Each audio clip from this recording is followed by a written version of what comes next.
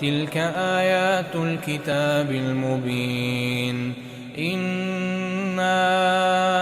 أنزلناه قرآنا عربيا لعلكم تعقلون نحن نقص عليك أحسن القصص بما أوحينا إليك هذا القرآن وإن كنت من قبله لمن الغافلين إذ قال يوسف لأبيه يا أبت إني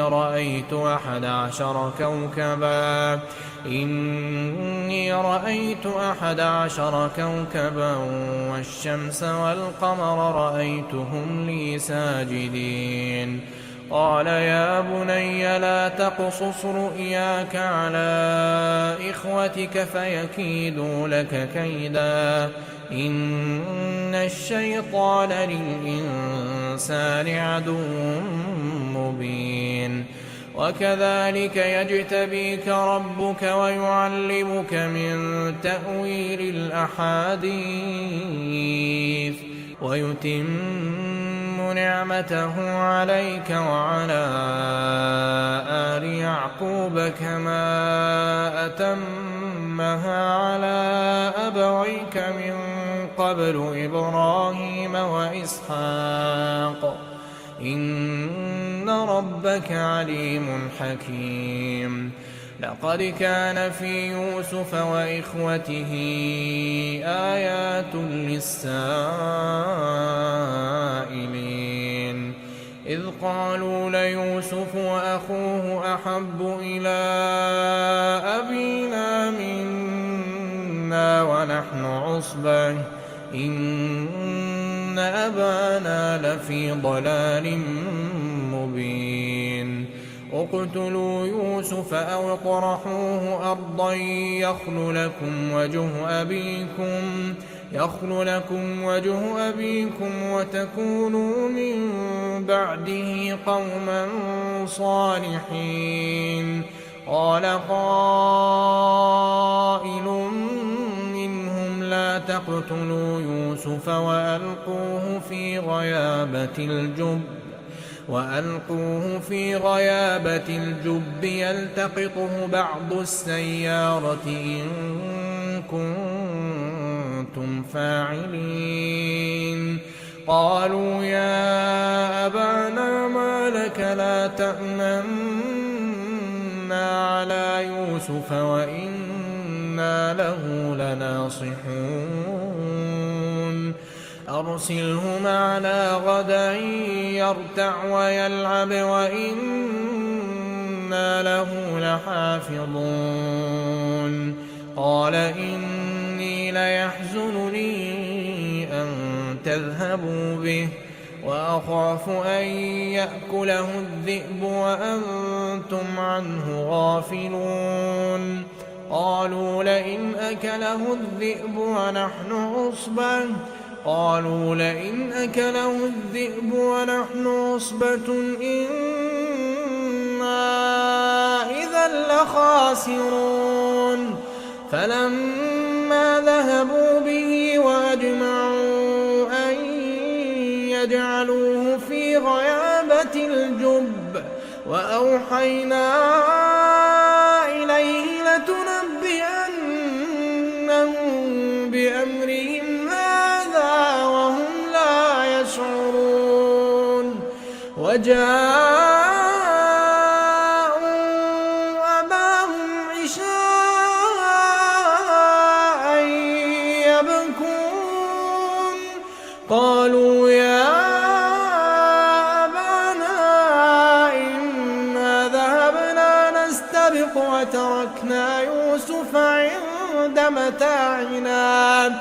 وتركنا يوسف عند متاعنا فأكله الذئب وما أنت بمؤمن لنا ولو كنا صادقين وجاءوا على قميصه بدم كذب قال بل سولت لكم أنفسكم أمرا فصبر جميل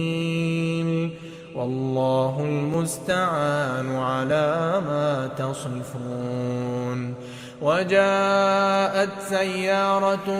فأرسلوا واردهم فأدلى دلوه قال يا بشرى هذا غلام وأسروه بضاعة والله عليم بما يعملون. وشروه بثمن بخس دراهم معدودة وكانوا فيه من الزاهدين. وقال الذي اشتراه من مصر لامرأته أكرمي مثواه عسى أن ينفعنا أو نتخذه ولدا وكذلك مكنا ليوسف في الأرض ولنعلمه من تأويل الأحاديث والله غالب على أمره ولكن أكثر الناس لا يعلمون. ولما بلغ أشده آتيناه حكما وعلما وكذلك نجزي المحسنين. وراودته التي هو في بيتها عن نفسه وغلقت الأبواب وقالت هيت لك قال معاذ الله إنه ربي أحسن مثواي إنه لا يفلح الظالمون. ولقد همت به وهم بها لولا أن رأى برهان ربه كذلك لنصرف عنه السوء والفحشاء إنه من عبادنا المخلصين. واستبق الباب وقدت قميصه من دبر وألف يا سيدها لدى الباب قالت ما جزاء من أراد بأهلك سوءا إلا أن يسجن أو عذاب أليم. قال هي راودتني عن نفسي وشهد شاهد من أهلها إن كان قميصه قد من قبل فصدقت وهو من الكاذبين وإن كان قميصه قد من دبر فكذبت وهو من الصادقين. فلما رأى قميصه قد من دبر قال إنه من كيدكن إن كيدكن عظيم. يوسف أعرض عن هذا واستغفري لذنبك إنك كنت من الخاطئين. وقال نسوة في المدينة امرأة العزيز تراود فتاها عن نفسه قد شغفها حبا إنا لنراها في ضلال مبين. فلما سمعت بمكرهن أرسلت إليهن وأعتدت لهن متكئا وآتت كل واحدة منهن سكينا وقالت اخرج عليهن. فلما رأينه أكبرنه وقطعن أيديهن وقلن حاش لله ما هذا بشرا إن هذا إلا ملك كريم. قالت فذلكن الذي لمتنني فيه ولقد راودته عن نفسه فاستعصم ولئن لم يفعل ما آمره ليسجنن وليكونن من الصاغرين قال رب السجن أحب إلي مما يدعونني إليه وإلا تصرف عني كيدهن أصب إليهن وأكن من الجاهلين فاستجاب له ربه فصرف عنه كيدهن إنه هو السميع العليم ثم بدا لهم من بعد ما رأوا الآيات ليسجننه حتى حين ودخل معه السجن فتيان قال أحدهما إني أراني أعصر خمرا وقال الآخر إني أراني أحمل فوق رأسي خبزا تأكل الطير منه نبئنا بتأويله إنا نراك من المحسنين قال لا يأتيكما طعام ترزقانه إلا نبأتكما بتأويله قبل أن يأتيكما ذلكما مما علمني ربي إني تركت ملة قوم لا يؤمنون بالله تركت ملة قوم لا يؤمنون بالله وهم بالآخرة هم كافرون واتبعت ملة آبائي إبراهيم وإسحاق ويعقوب ما كان لنا أن نشرك بالله من شيء ذلك من فضل الله علينا وعلى الناس ولكن أكثر الناس لا يشكرون يا صاحبي السجن أأرباب متفرقون خير أم الله الواحد القهار ما تعبدون من دونه إلا أسماء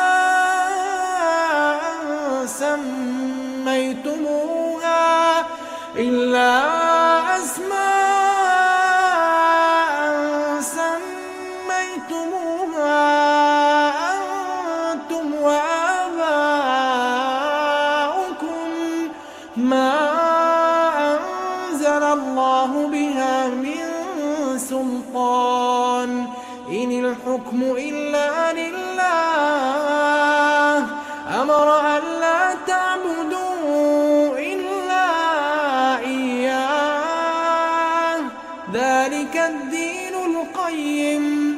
ذلك الدين القيم ولكن أكثر الناس لا يعلمون يا صاحبي السجن أما أحدكما فيسقي ربه خمرا وأما الآخر فيصلب فتأكل الطير من رأسه قضي الأمر الذي فيه تستفتيان وقال للذي ظن أنه ناج منهما اذكرني عند ربك فأنساه الشيطان ذكر ربه فلبث في السجن بضع سنين وقال الملك إني أرى 7 بقرات سمان يأكلهن 7 عجاف و7 سنبلات خضر وأخر يابسات يا أيها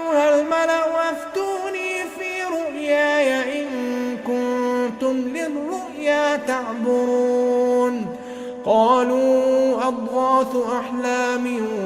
وما نحن بتأويل الأحلام بعالمين وقال الذي نجا منهما وادكر بعد أمة أنا أنبئكم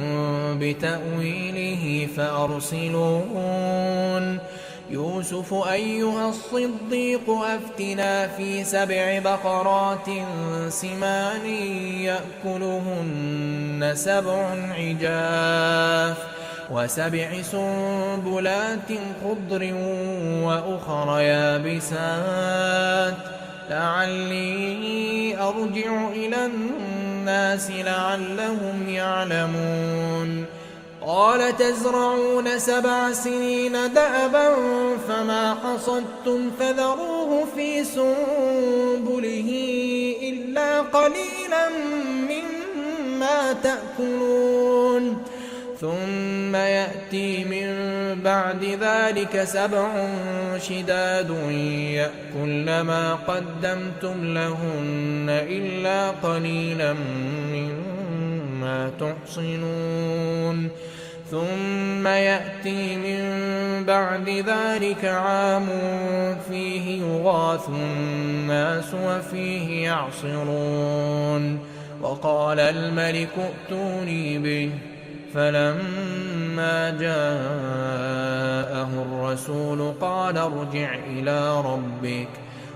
ارجع إلى ربك فاسأله ما بال النسوة اللاتي قطعن أيديهن إن ربي بكيدهن عليم قال ما خطبكن إذ راوتن يوسف عن نفسه قلنا حاش لله ما علمنا عليه من سوء قالت امرأة العزيز الآن حصحص الحق أنا راودته عن نفسه وإنه لمن الصادقين ذلك ليعلم أني لم أخنه بالغيب وأن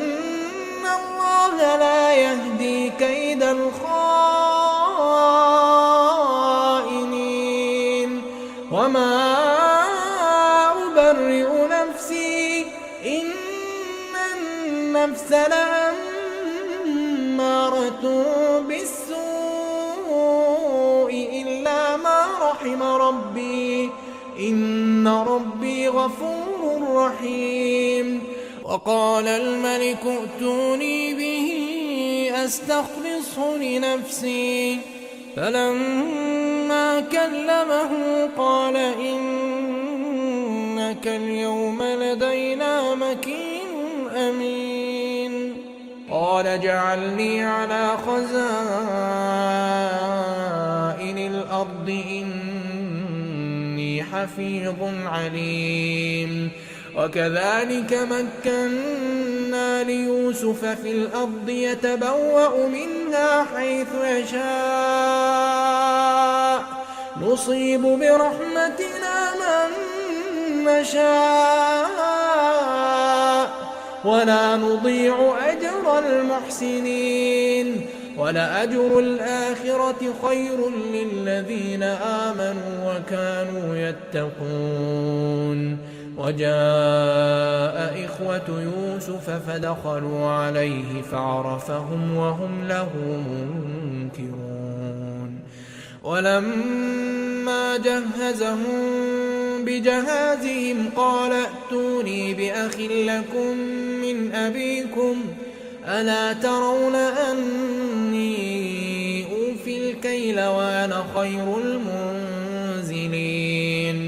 فإن لم تأتوني به فلا كيل لكم عندي ولا تقربون قالوا سنراود عنه أباه وإنا لفاعلون وقال لفتيانه اجعلوا بضاعتهم في رحالهم لعلهم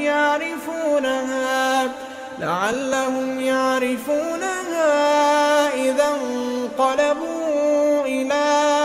أهلهم لعلهم يرجعون فلما رجعوا إلى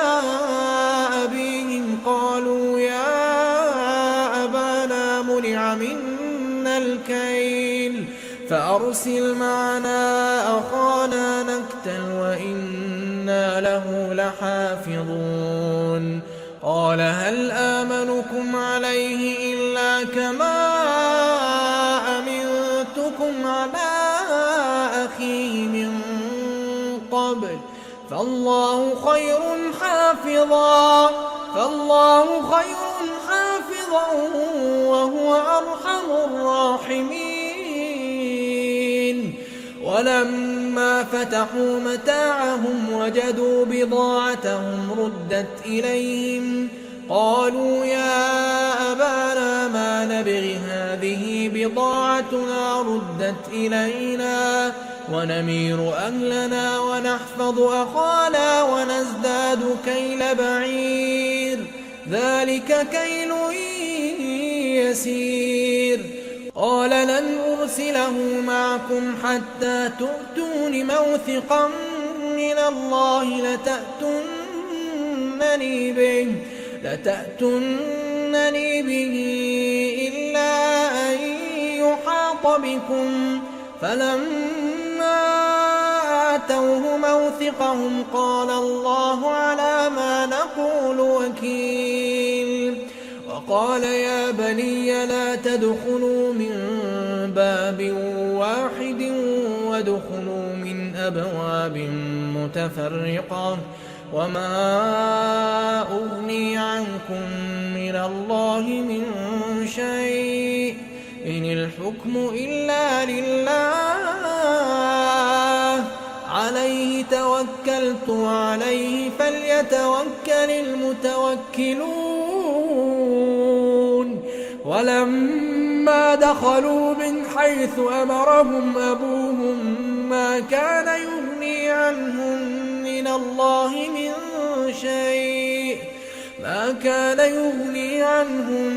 الله من شيء إلا حاجة في نفس يعقوب قضاها وإنه لذو علم لما علمناه ولكن أكثر الناس لا يعلمون ولما دخلوا على يوسف آوى إليه أخاه قال إني أنا أخوك فلا تبتئس بما كانوا يعملون فلما جهزهم بجهازهم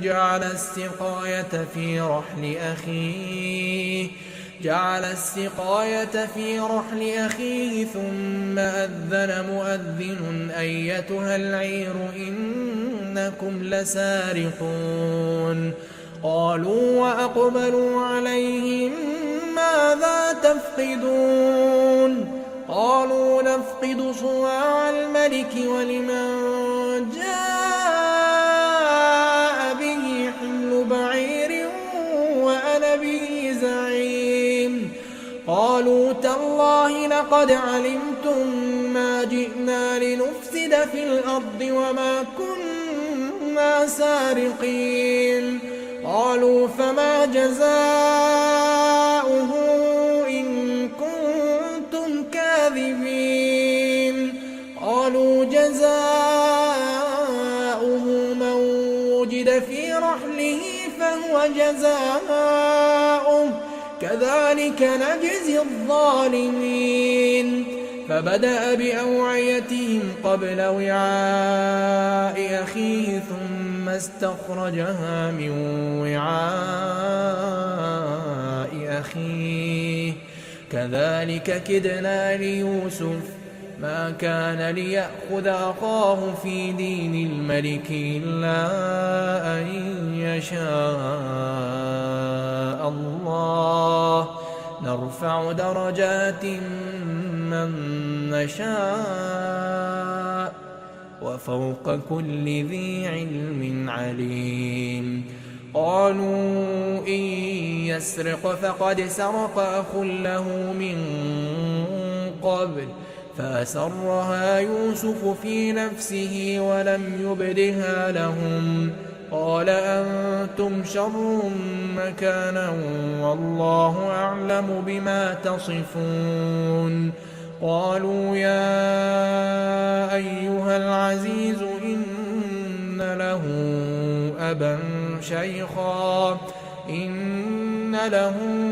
أبا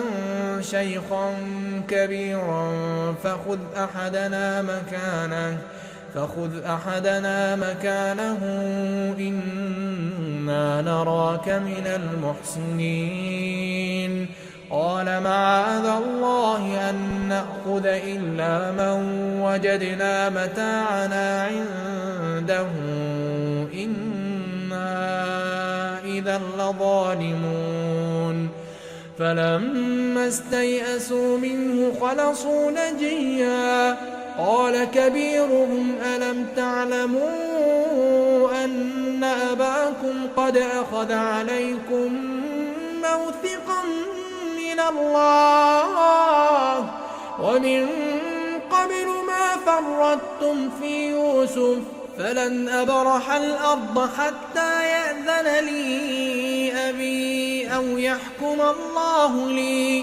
أو يحكم الله لي وهو خير الحاكمين ارجعوا إلى أبيكم فقولوا يا أبانا إن ابنك سرق وما شهدنا إلا بما علمنا وما كنا للغيب حافظين واسأل القرية التي كنا فيها والعير التي أقبلنا فيها وإنا لصادقون قال بل سولت لكم أنفسكم أمرا فصبر جميل عسى الله أن يأتيني بهم جميعا إنه هو العليم الحكيم وتولى عنهم وقال يا أسفا على يوسف وابيضت عيناه من الحزن فهو كظيم قالوا تالله تفتأ تذكر يوسف حتى تكون حرضا أو تكون من الهالكين قال إنما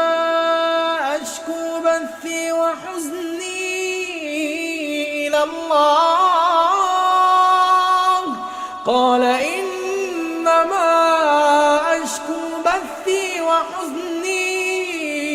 الله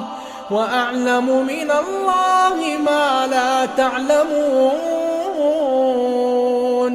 يا بني يذهبوا فتحسسوا من يوسف وأخيه ولا تيأسوا من روح الله إنه لا ييأس من روح الله إلا القوم الكافرون فلما دخلوا عليه قالوا يا أيها العزيز مسنا وأهلنا الضر وجئنا ببضاعة مزجاة فأوف لنا الكيل وتصدق علينا إن الله يجزي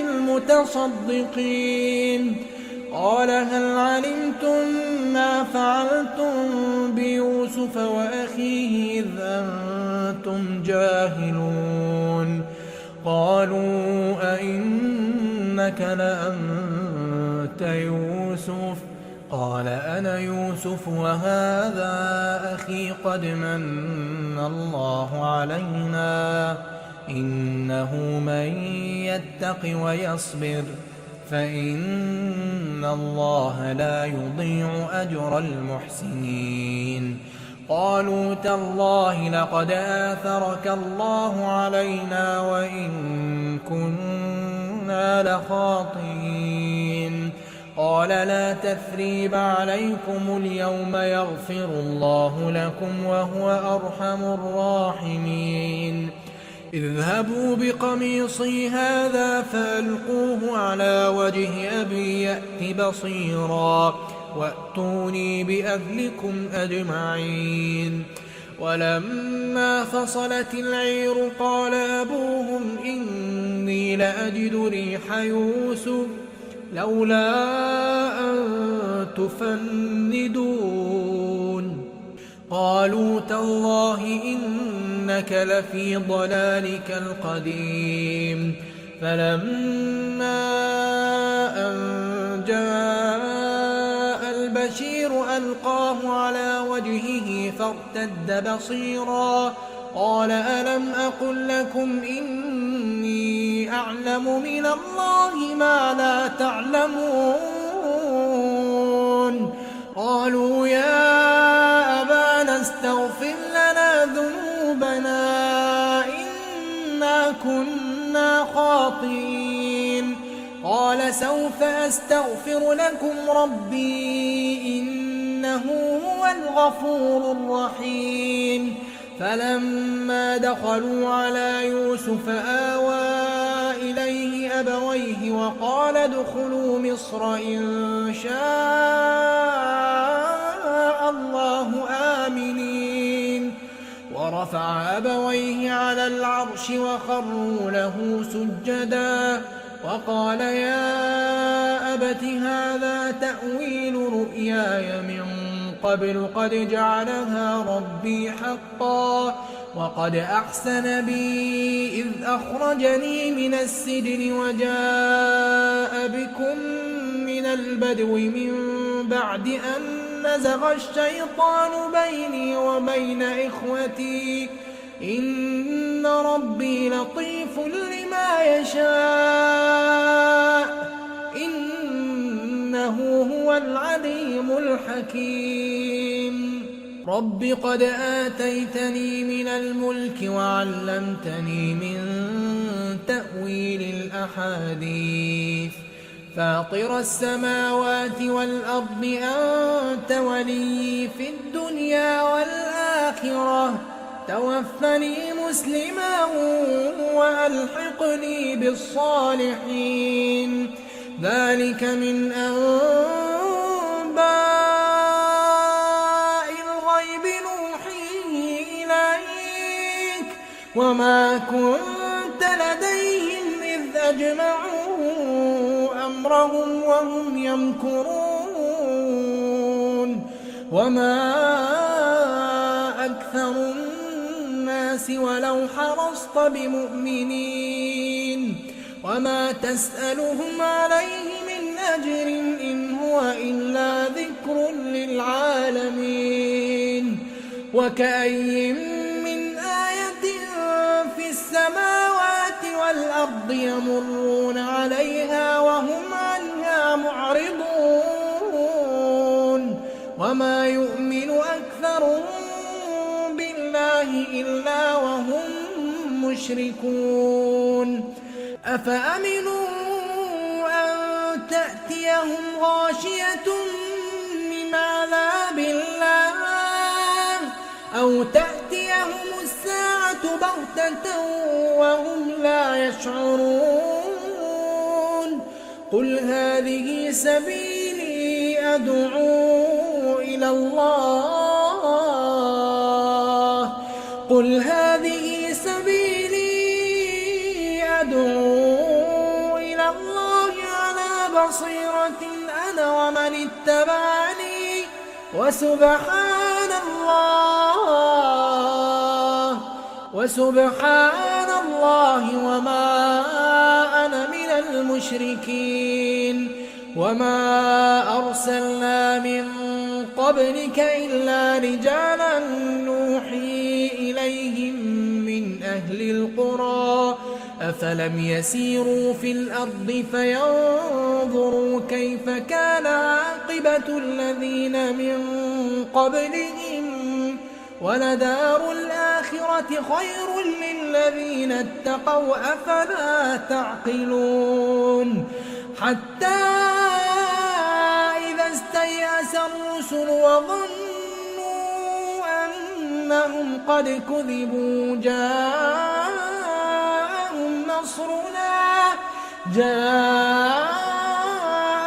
نصرنا فنجي من نشاء ولا يرد بأسنا عن القوم المجرمين.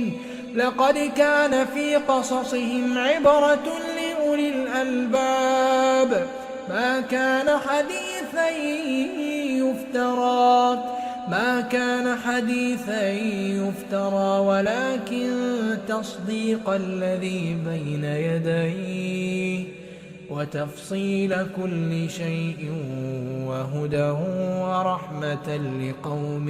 يؤمنون.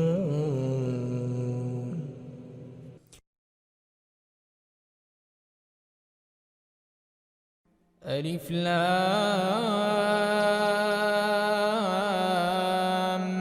ميم را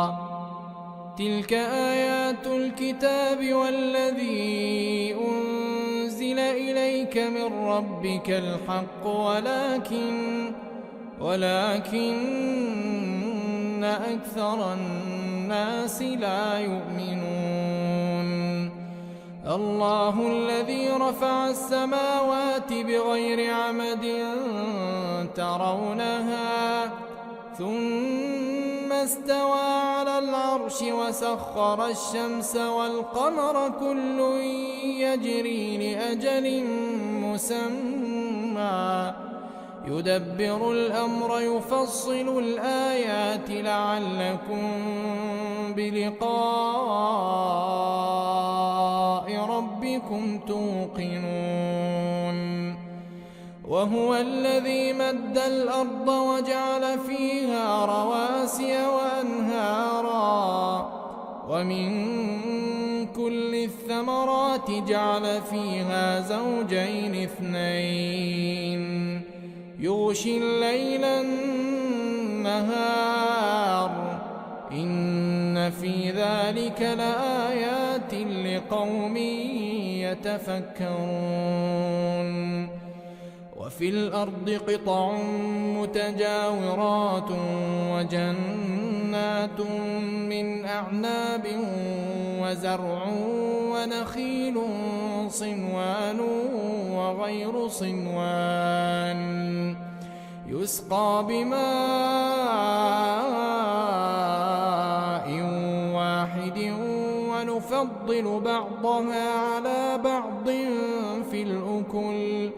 إن في ذلك لآيات لقوم يعقلون. وإن تعجب فعجب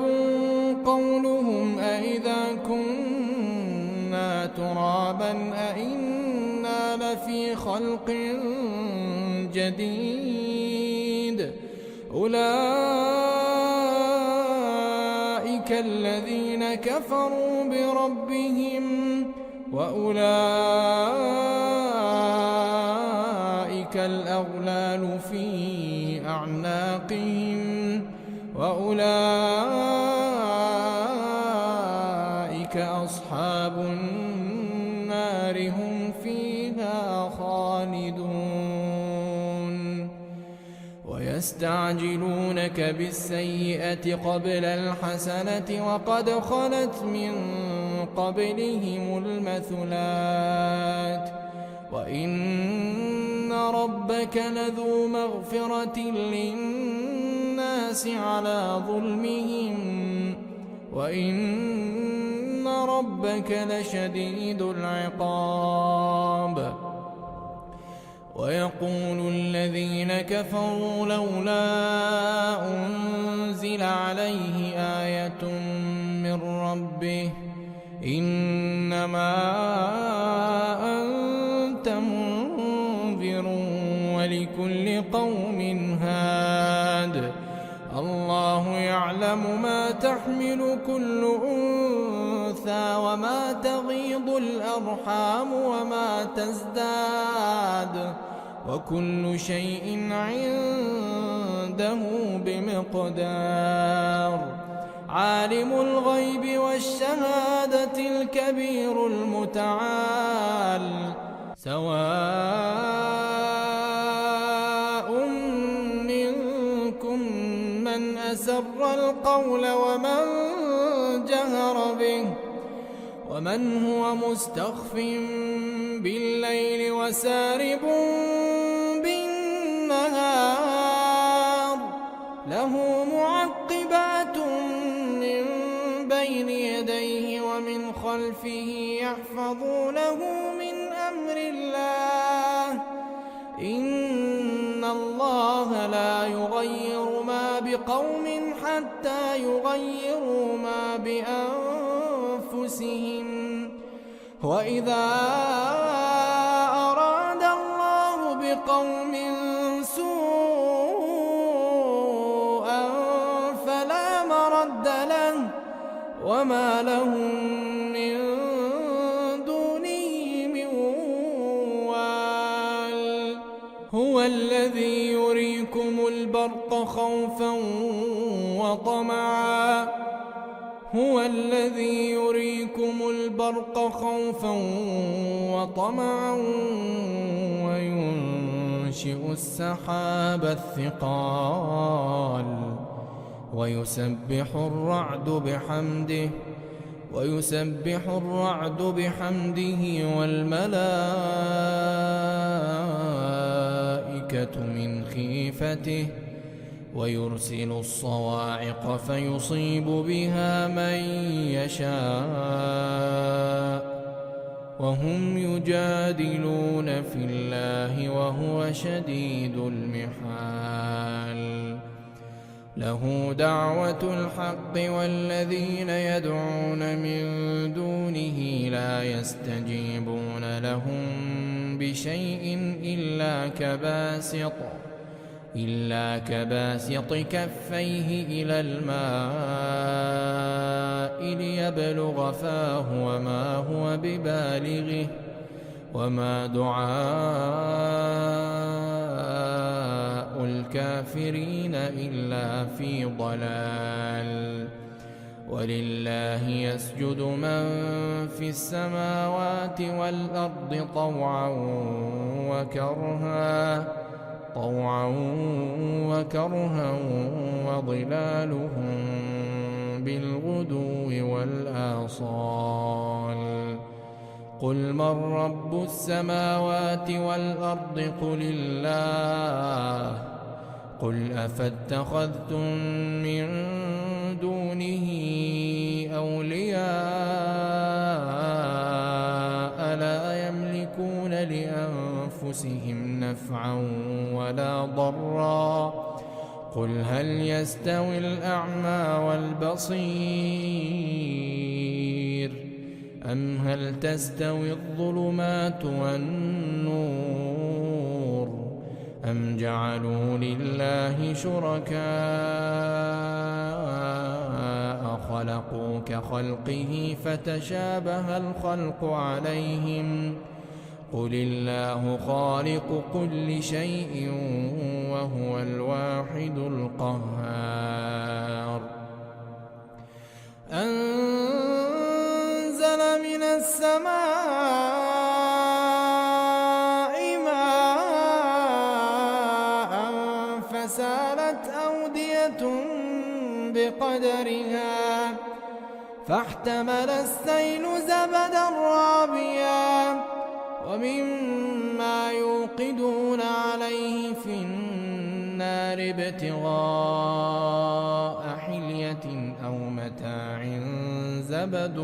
مثله كذلك يضرب الله الحق والباطل فأما الزبد فيذهب جفاء وأما ما ينفع الناس فيمكث في الأرض كذلك يضرب الله الأمثال للذين استجابوا لربهم الحسنى والذين لم يستجيبوا له لو أن لهم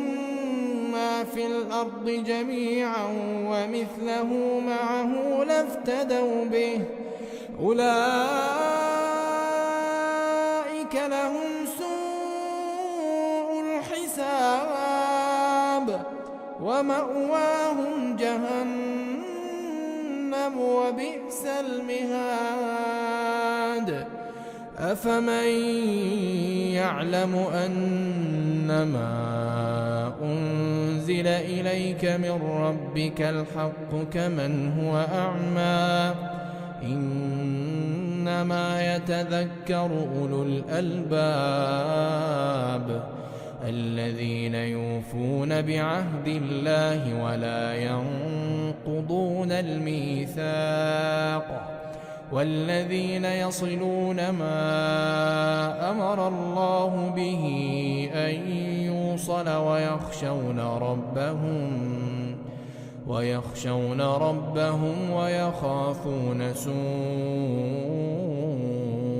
الحساب والذين صبروا ابتغاء وجه ربهم وأقاموا الصلاة وأنفقوا مما رزقناهم سرا وعلانية ويدرؤون بالحسنة السيئة أولئك لهم عقبى الدار جنات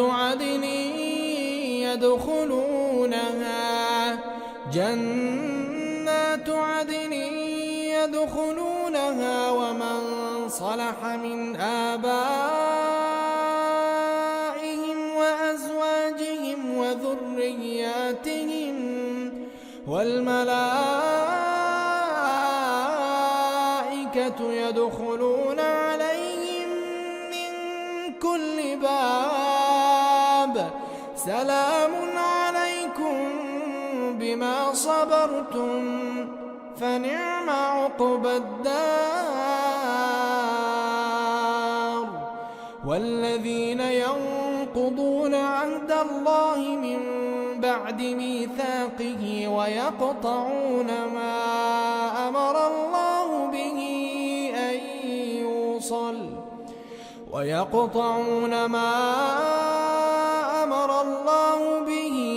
أن يوصل ويفسدون في الأرض أولئك لهم اللعنة ولهم سوء الدار الله يبسط الرزق لمن يشاء ويقدر وفرحوا بالحياة الدنيا وما الحياة الدنيا في الآخرة إلا متاع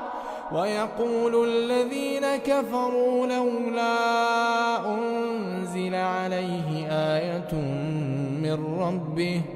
قل إن الله يضل من يشاء ويهدي إليه من أناب الذين آمنوا وتطمئن قلوبهم بذكر الله ألا بذكر الله تطمئن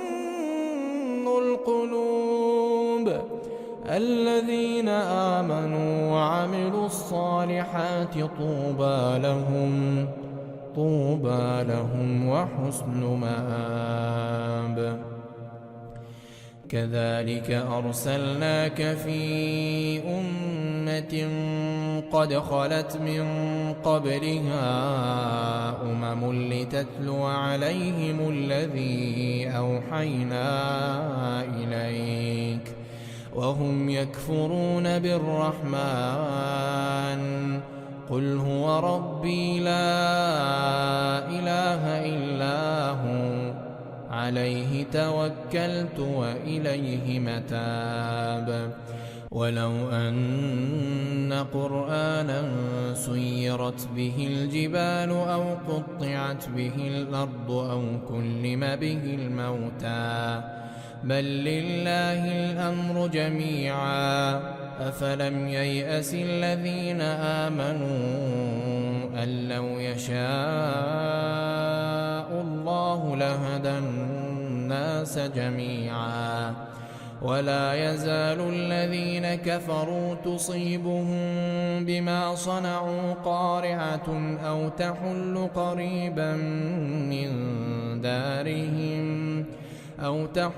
قريبا من دارهم حتى يأتي وعد الله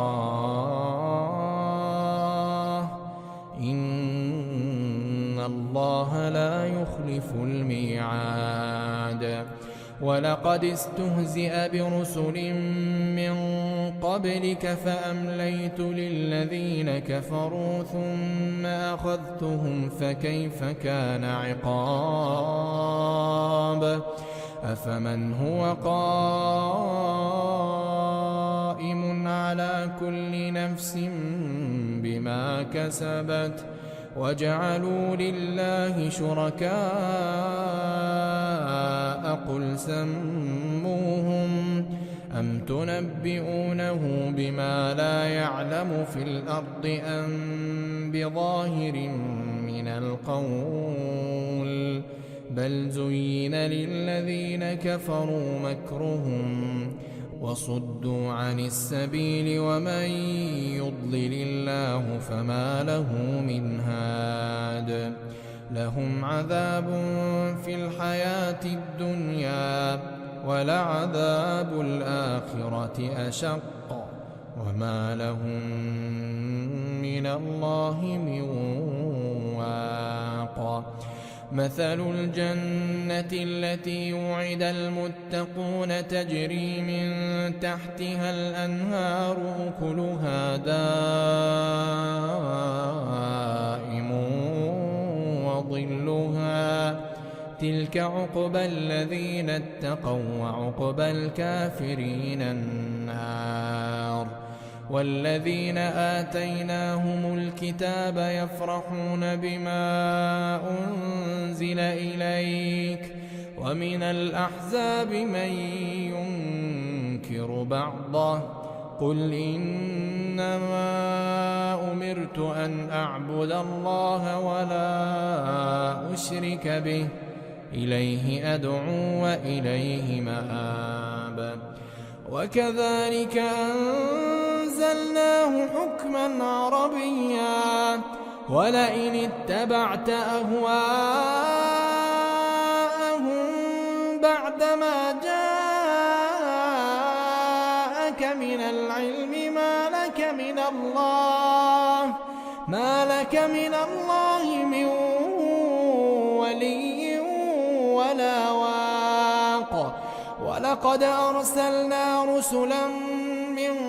قبلك وجعلنا لهم أزواجا وذرية وما كان لرسول أن يأتي بآية إلا بإذن الله لكل أجل كتاب يمحو الله ما يشاء ويثبت وعنده أم الكتاب وإما نرينك بعض الذي نعدهم أو نتوفينك فإنما عليك البلاغ وعلينا الحساب أولم يروا أنا نأتي الأرض ننقصها من أطرافها والله يحكم لا معقب لحكمه وهو سريع الحساب وقد مكر الذين من قبلهم فلله المكر جميعا يعلم ما تكسب كل نفس وسيعلم الكفار وسيعلم الكفار لمن عقبى الدار. ويقول الذين كفروا لست مرسلا قل كفى بالله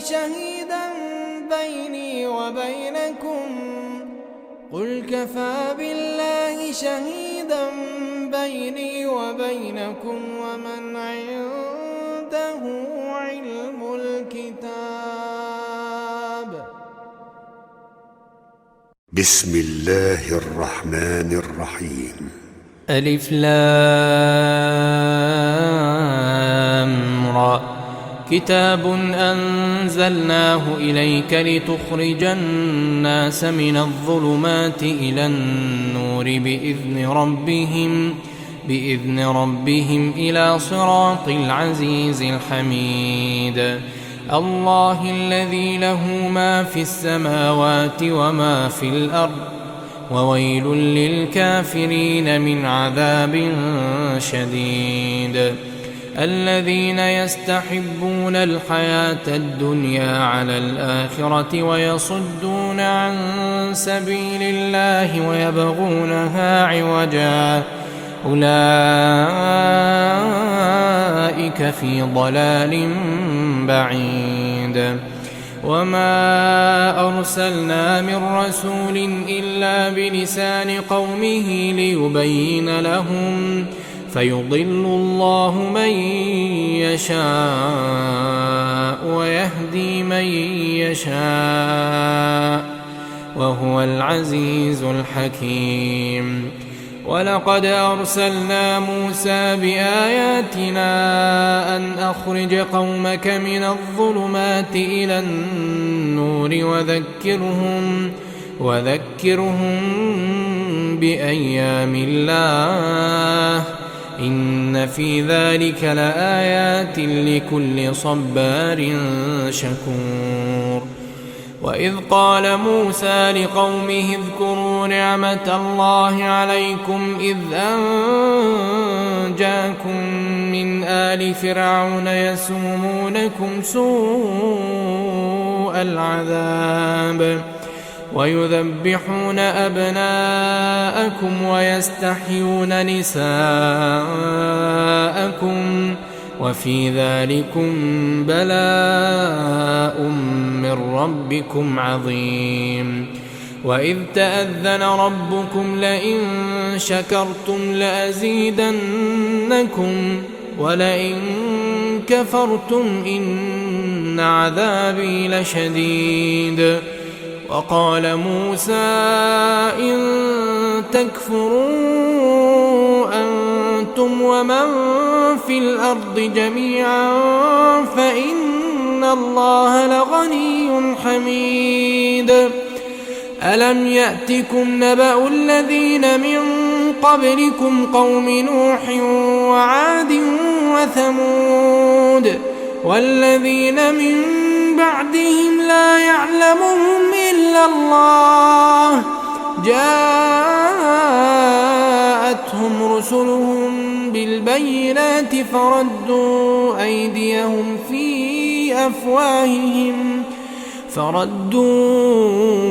أيديهم في أفواههم وقالوا إنا كفرنا بما أرسلتم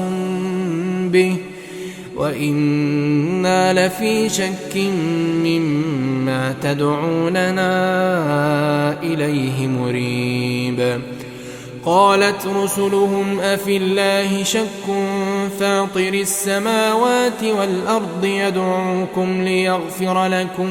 من ذنوبكم ويؤخركم إلى أجل مسمى قالوا إن أنتم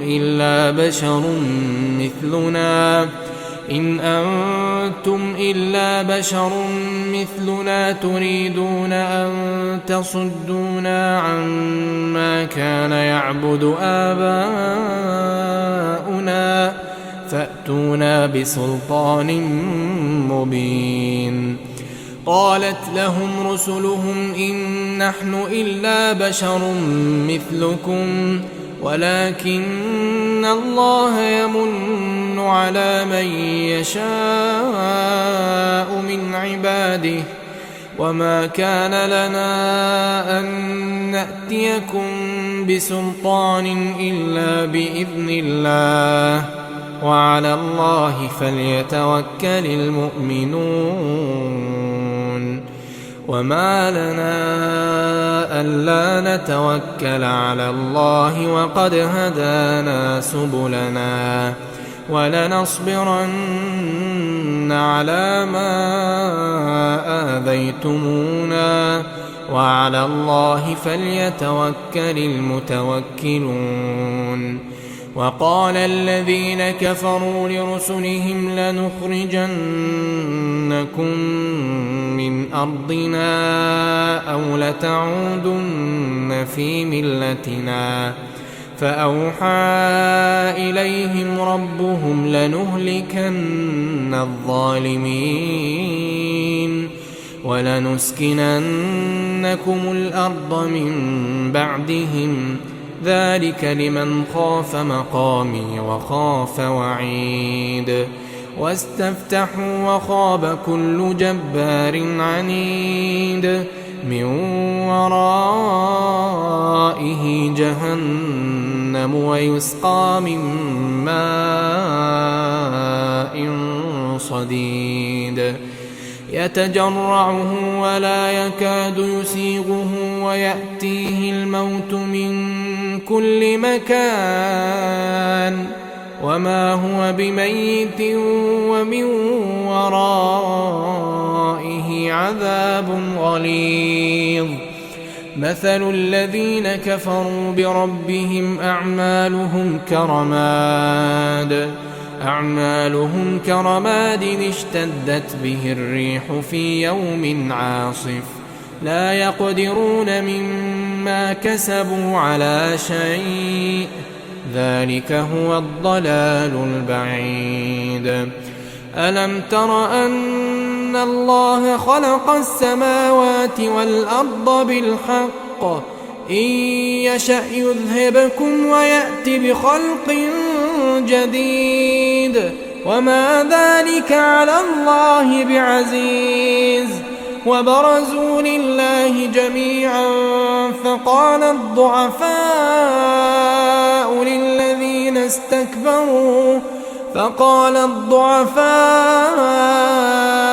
للذين استكبروا إنا كنا لكم تبعا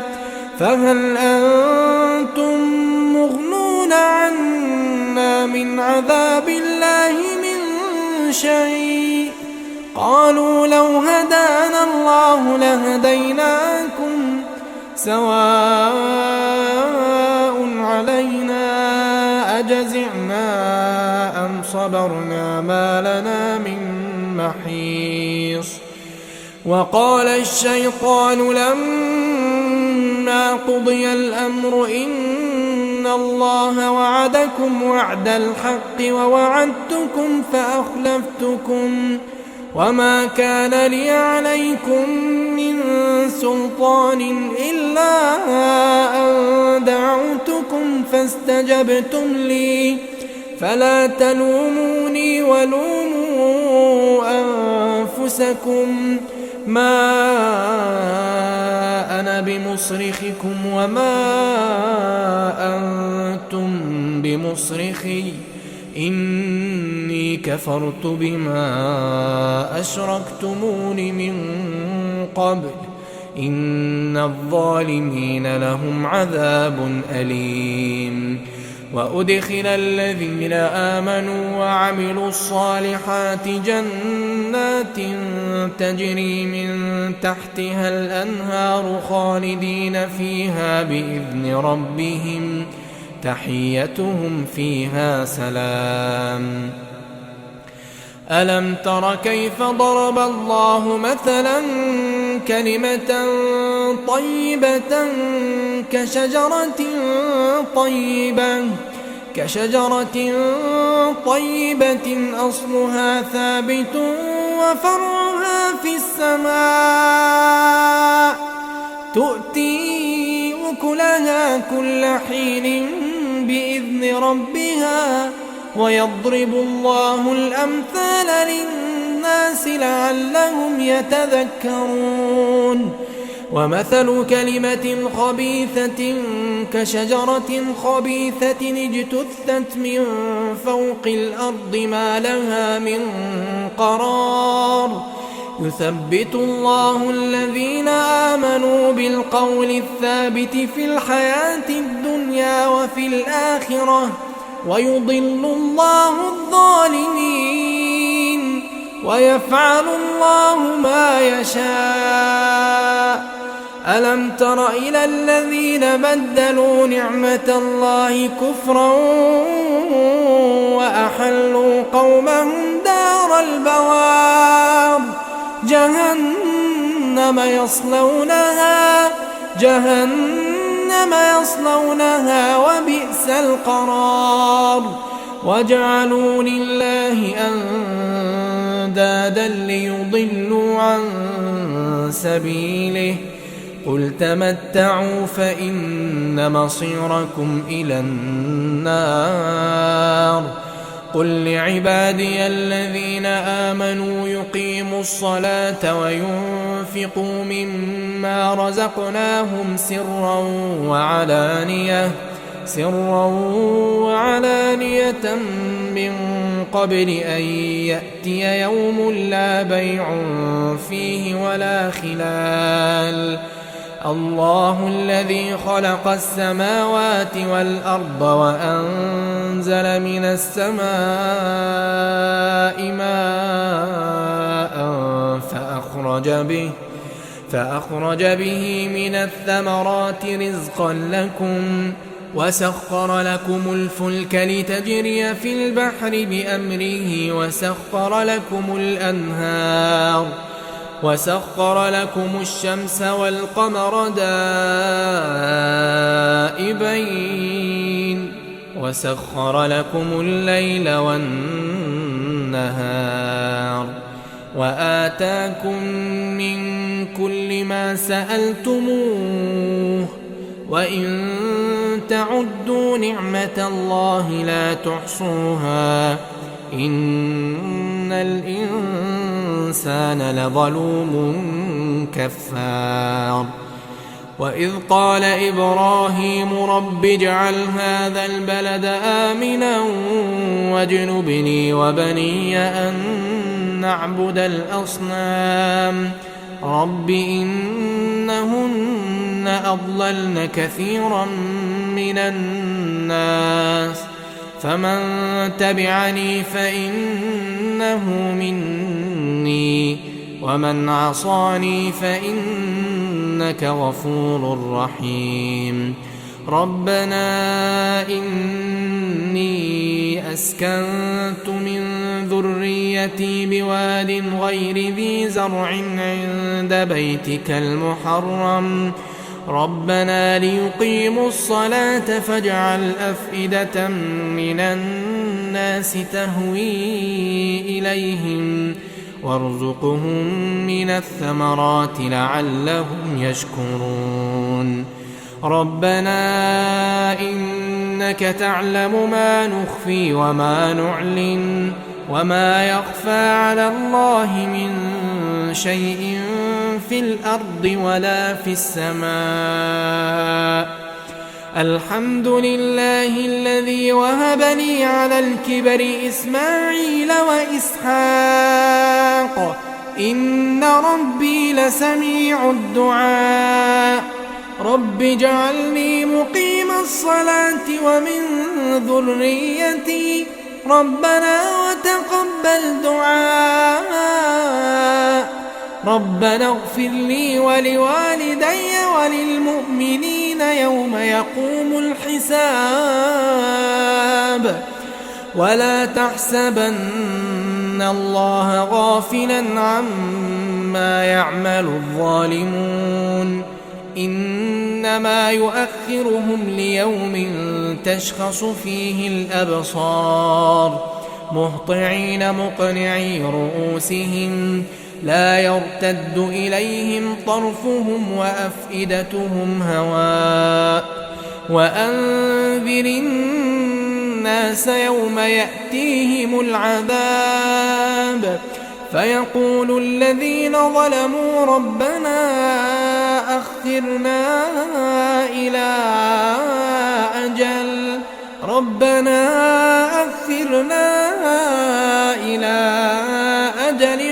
قريب نجب دعوتك ونتبع الرسل أولم تكونوا أقسمتم من قبل ما لكم من زوال وسكنتم في مساكن الذين ظلموا أنفسهم وتبين لكم كيف فعلنا بهم وضربنا لكم الأمثال وقد مكروا مكرهم وعند الله مكرهم وإن كان مكرهم لتزول منه الجبال فلا تحسبن الله مخلف وعده رسله إن الله عزيز ذو انتقام يوم تبدل الأرض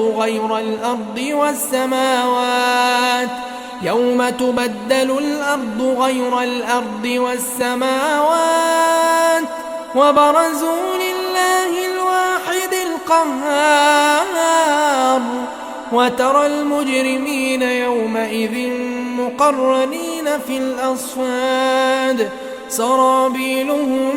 من قطران وتغشى وجوههم النار ليجزي الله كل نفس ما كسبت إن الله سريع الحساب هذا بلاغ للناس ولينذروا به وليعلموا أنما هو إله واحد وليذكر أولو الألباب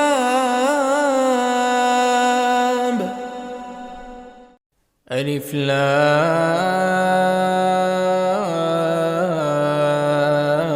را تلك آيات الكتاب وقرآن مبين ربما يود الذين كفروا لو كانوا مسلمين ذرهم يأكلوا ويتمتعوا ويلههم الأمل فسوف يعلمون وما أهلكنا من قرية إلا ولها كتاب معلوم ما تسبق من أمة أجلها وما يستأخرون وقالوا يا أيها الذي نزل عليه الذكر إنك لمجنون لو ما تأتينا بالملائكة إن كنت من الصادقين ما ننزل الملائكة إلا بالحق وما كانوا إذا منظرين إنا نحن نزلنا الذكر وإنا له لحافظون ولقد أرسلنا من قبلك في شيع الأولين وما يأتيهم من رسول إلا كانوا به يستهزئون كذلك نسلكه في قلوب المجرمين لا يؤمنون به وقد خلت سنة الأولين ولو فتحنا عليهم بابا من السماء فظلوا فيه يعرجون لقالوا إنا إنما سكرت أبصارنا بل نحن قوم مسحورون ولقد جعلنا في السماء بروجا وزيناها للناظرين وحفظناها من كل شيطان رجيم إلا من استرق السمع فاتبعه شهاب مبين والأرض مددناها وألقينا فيها رواسي وأنبتنا فيها من كل شيء موزون وجعلنا لكم فيها معايش ومن لستم له برازقين وإن من شيء إلا عندنا خزائنه وما ننزله إلا بقدر معلوم وأرسلنا الرياح لواقح فأنزلنا من السماء ماء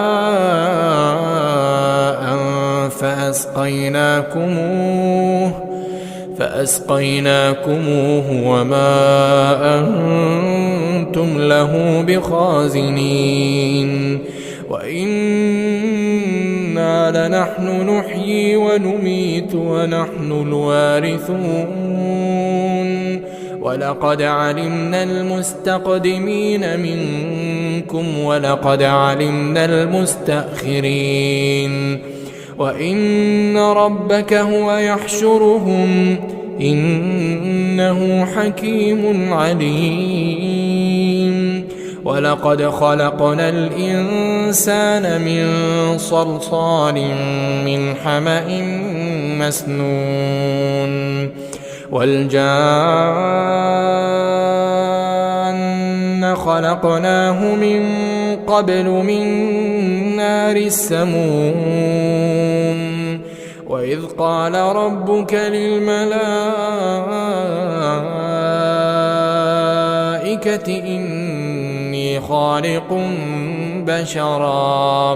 إني خالق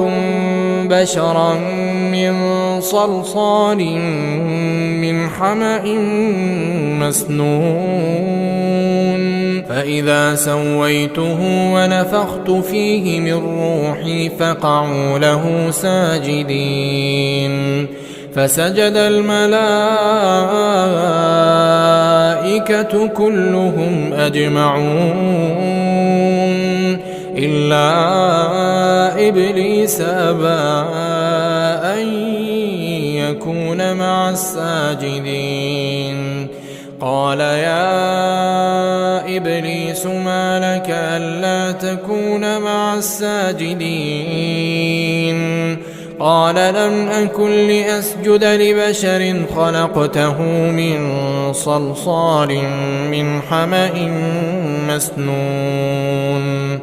قال فاخرج منها فإنك رجيم وإن عليك اللعنة إلى يوم الدين قال رب فأنظرني إلى يوم يبعثون قال فإنك من المنظرين إلى يوم الوقت المعلوم قال رب بما أغويتني لأزينن لهم في الأرض ولأغوينهم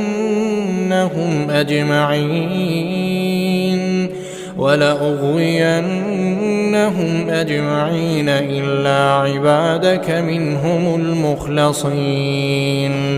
قال هذا صراط علي مستقيم إن عبادي ليس لك عليهم سلطان إلا من اتبعك من الغاوين وإن جهنم جهنم لموعدهم أجمعين لها 7 أبواب لكل باب منهم جزء مقسوم إن المتقين في جنات وعيون ادخلوها بسلام آمنين ونزعنا ما في صدورهم من غل إخوانا على سرر متقابلين لا يمسهم فيها نصب وما هم منها بمخرجين نبئ عبادي أني أنا الغفور الرحيم نبئ عبادي أني أنا الغفور الرحيم وأن عذابي هو العذاب الأليم ونبئهم عن ضيف إبراهيم إذ دخلوا عليه فقالوا سلاما قال إنا منكم وجلون قالوا لا توجل إنا نبشرك بغلام عليم قال أبشرتموني على أن مسني الكبر فبم تبشرون قالوا بشرناك بالحق فلا تكن من القانطين قال ومن يقنط من رحمة ربه إلا الضالون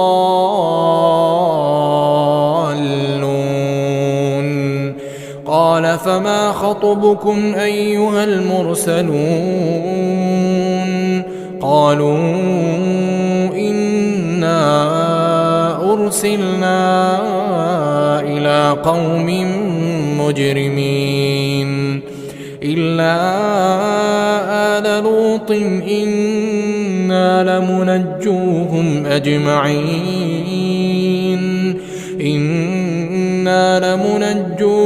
أجمعين إلا امرأته قدرنا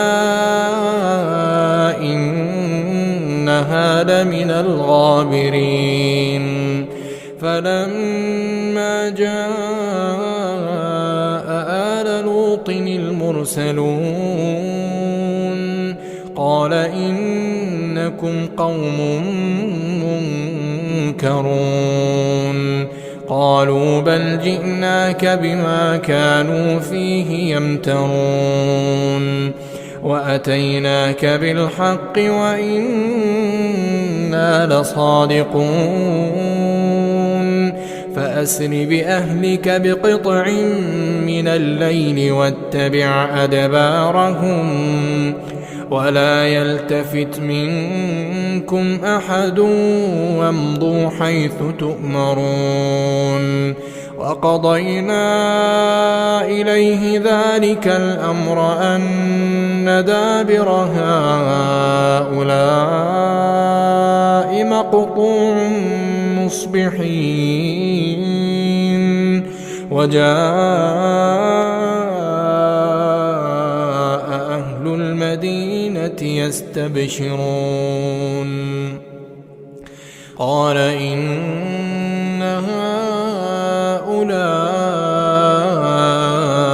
ضيفي فلا تفضحون واتقوا الله ولا تخزون قالوا أولم ننهك عن العالمين قال هؤلاء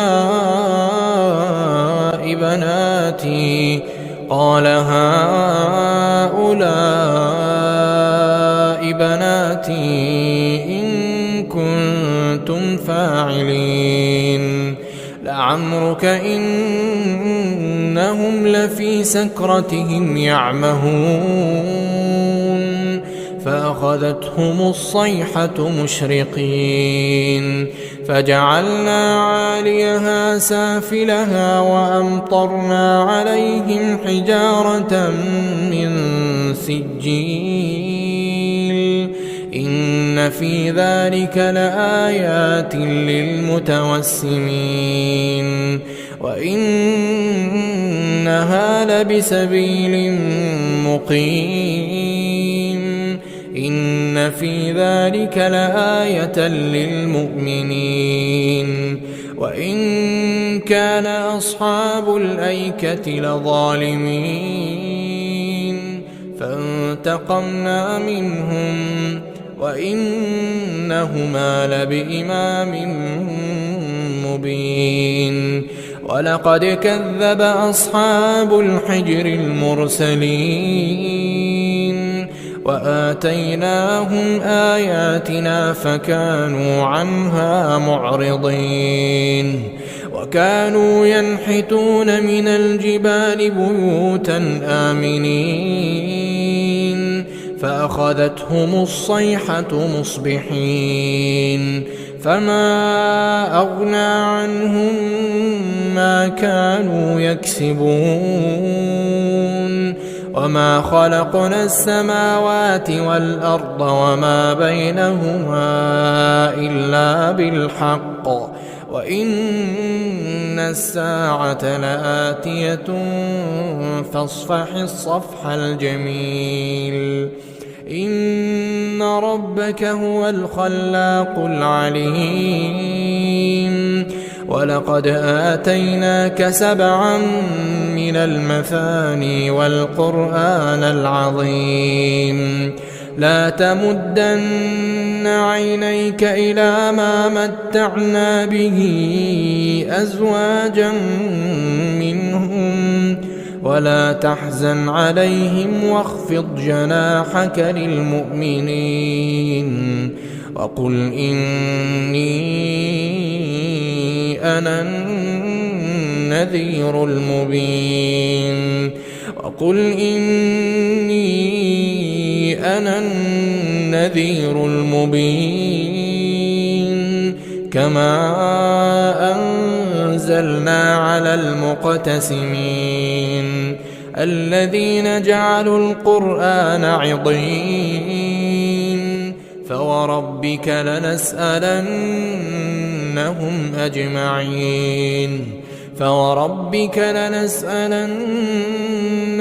أجمعين عما كانوا يعملون فاصدع بما تؤمر وأعرض عن المشركين إنا كفيناك المستهزئين الذين يجعلون مع الله إلها آخر فسوف يعلمون ولقد نعلم أنك يضيق صدرك بما يقولون فسبح بحمد ربك وكن من الساجدين واعبد ربك حتى يأتيك اليقين.